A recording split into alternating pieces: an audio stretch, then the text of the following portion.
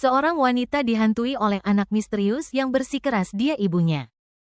Semuanya dimulai 3 bulan yang lalu, pada malam yang tampak seperti malam-malam lainnya. Clara Wilkes, seorang wanita berusia 32 tahun, sudah terbiasa dengan kehidupan tenang di pinggiran kota. Rumahnya, yang terletak di ujung kota, terasa hangat dan nyaman. Setiap ruang dipenuhi dengan kenangan yang familiar. Sudah 2 tahun sejak suaminya, Greg, meninggal dunia. Dia tidak pernah menikah lagi, dan tidak merasa ada keinginan untuk itu. Hidupnya telah menjadi rutinitas yang monoton, berisi pekerjaan, kesedihan, dan kesendirian. Namun kemudian, setiap malam, semuanya mulai terjadi. Awalnya, itu terdengar samar, suara tangisan bayi yang pelan, seolah berasal dari rumah sebelah atau mungkin dari jalanan. Tetapi seiring berjalannya waktu, tangisan itu semakin keras, semakin putus asa. Dan semakin nyata, suara itu menggema melalui dinding, memantul ke dalam tulang-tulangnya. Clara mencoba meyakinkan dirinya sendiri bahwa itu hanya imajinasinya. Atau mungkin suara dari rumah yang sudah tua, kayu yang berderak di malam hari. Tapi tangisan itu tak kunjung berhenti. Mereka datang pada pukul 3.15 pagi setiap malam tanpa gagal. Clara akan terjaga, matanya terbelalak, mendengarkan tangisan yang tinggi dan melengking itu.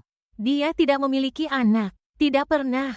Tetapi suara tangisan bayi itu mengisi hatinya dengan ketakutan yang mendalam dan naluriah. Dia akan bangun, jantungnya berdegup kencang, dan berjalan melewati lorong kosong. Dia memeriksa kamar tamu, ruang tamu, kamar mandi. Kosong. Kamar bayi pun selalu sepi. Tempat tidur bayi itu masih tak tersentuh, masih dalam kondisi sempurna dan tenang. Namun tangisan itu tak pernah berhenti. Pada malam Kamis yang dingin, tangisan itu lebih keras dari sebelumnya. Clara duduk di tempat tidurnya, tubuhnya kaku dengan ketegangan, matanya memindai ruangan seolah bisa melihat suara itu sendiri. Dia tidak bisa mengerti, dia tidak pernah menjadi orang yang percaya pada tahayul, apalagi pada hantu atau roh. Tetapi ini adalah hal yang lain. Sesuatu yang jauh melampaui akal sehat. Pada pukul 3.15 pagi, suara itu kembali. Tangisan yang menusuk. Namun kali ini, ada yang berbeda. Itu bukan berasal dari dinding. Itu berasal dari dalam rumahnya. Napas Clara terhenti sejenak. Dia memaksakan dirinya untuk keluar dari tempat tidur, tangannya gemetar saat ia memegang gagang pintu kuningan dan perlahan membuka pintu kamarnya. Lorong itu gelap. Satu-satunya cahaya datang dari bulan yang menyinari, menciptakan bayangan panjang di lantai kayu. Tangisan itu tak terbantahkan sekarang, suara yang penuh keputusasaan, seolah berasal dari dekat.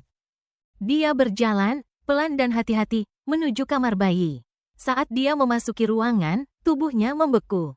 Gendongan itu bergerak. Clara menatapnya, napasnya tercekat di tenggorokan.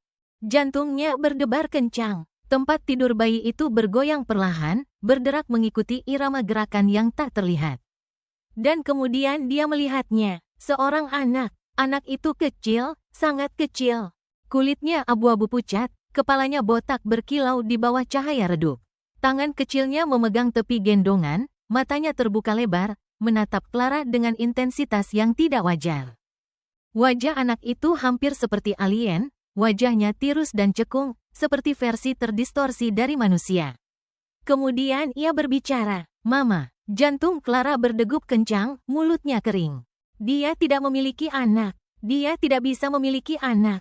Tubuhnya tidak pernah mengandung kehidupan. Hanya memikirkan itu saja sudah cukup untuk membuatnya mual. Dia melangkah mundur. Napasnya terengah-engah. "Tidak," bisiknya. "Tidak, tidak, tidak." Anak itu meraih, jarinya yang abu-abu meraih ke arahnya. "Mama, Mama, ini aku." Clara terjatuh, lututnya lemas. Aku tidak mengenalmu," bisiknya, suaranya gemetar. "Aku tidak pernah punya anak. Kamu tidak nyata." Namun anak itu terus menangis, tangisannya semakin panik, semakin putus asa.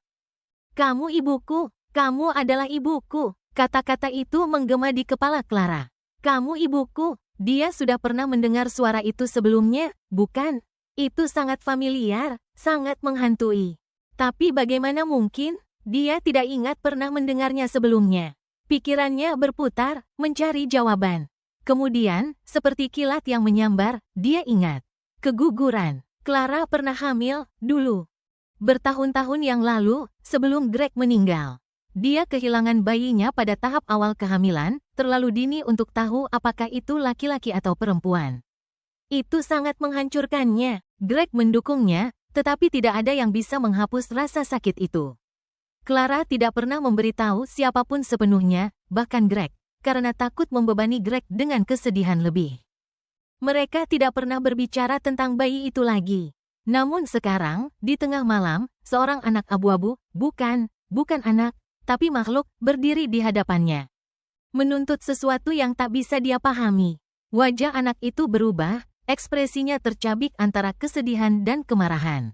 Ia meraih Clara lagi, tangannya yang sangat panjang dan tipis. Dan kemudian ia berbisik, suaranya menggores pikirannya seperti kuku di papan tulis. Kamu meninggalkan aku, kamu membuang aku, sekarang kamu tidak akan pernah bisa melarikan diri. Hari-hari berikutnya adalah kabur. Clara tak bisa meninggalkan rumah. Dia tak bisa tidur. Setiap malam, tangisan itu kembali. Lebih keras dari sebelumnya. Waktu yang sama, pukul 3.15 pagi. Clara harus tahu, dia tidak bisa lari lagi. Dia menyeret dirinya keluar dari tempat tidur dan, meskipun setiap naluri dalam dirinya memberitahunya untuk melarikan diri, dia berjalan menuju kamar bayi sekali lagi.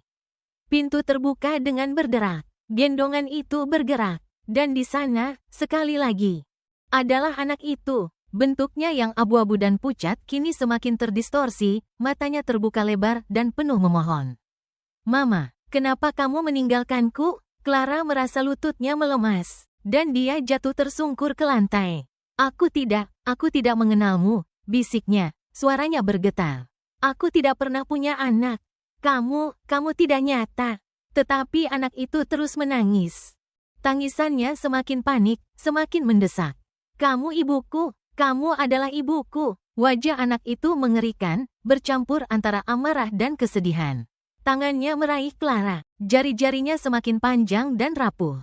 Clara tahu, dia tahu apa yang harus dia lakukan. Tapi dia tidak bisa, dan akhirnya, dia menyerah.